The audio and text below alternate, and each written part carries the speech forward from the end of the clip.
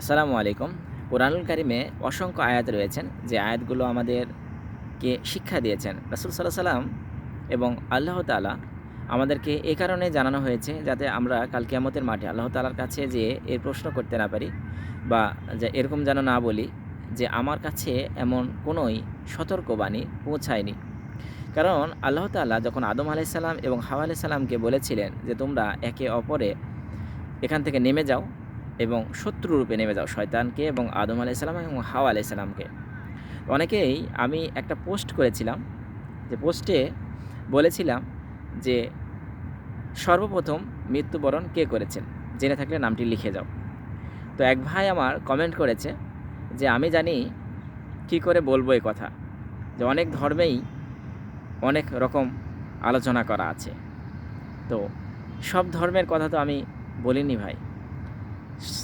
আদম আলাইহিস সালামের আগে দুনিয়াতে কোনো মানব জাতি ছিল না। ধর্ম সৃষ্টি হয়েছে আদম আলাইহিস সালামের সৃষ্টির পরে। তো আদম আলাইহিস সালামের যে ২ জন সন্তান হাবিল এবং কাবিল, তাদের যে সংঘর্ষ, তাদের ছিল বিবাহ সংঘর্ষ। সেই সংঘর্ষ নিয়ে কাবিল হাবিলকে হত্যা করেছেন।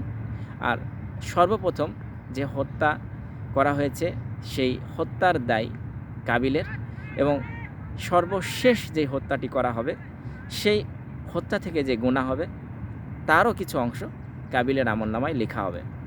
কারণ সর্বপ্রথম সেই গুনার কাজটি তিনি করেছেন এবং মানুষকে শিক্ষা দিয়েছেন।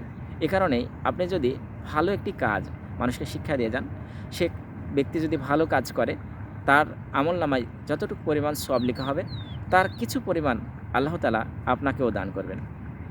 তো এখান থেকে আমরা জানতে পারলাম যে আদম আলাইহিস সালামের সন্তান হাবিল এবং কাবিল যে সংঘর্ষে মৃত্যুবরণ করেছিলেন, সর্বপ্রথম সে হচ্ছে হাবিল। কারণ আদম সন্তান আমরা সবাই, হিন্দু, বৌদ্ধ, খ্রিস্টান, ইহুদি, নাছাড়া যত রিলিজিয়নের লোক আছে, সবাই কিন্তু আদম সন্তান। কারণ আমাদের সবারই আদি পিতা আদম আলাইহিস সালাম।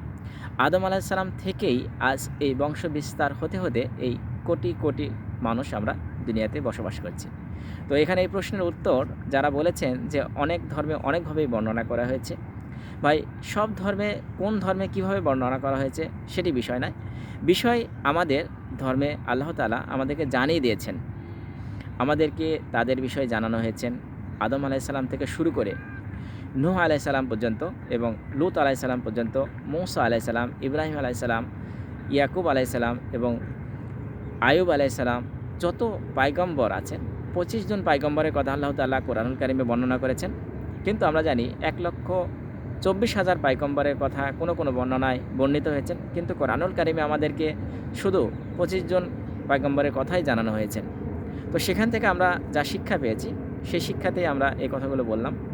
ধন্যবাদ সবাইকে।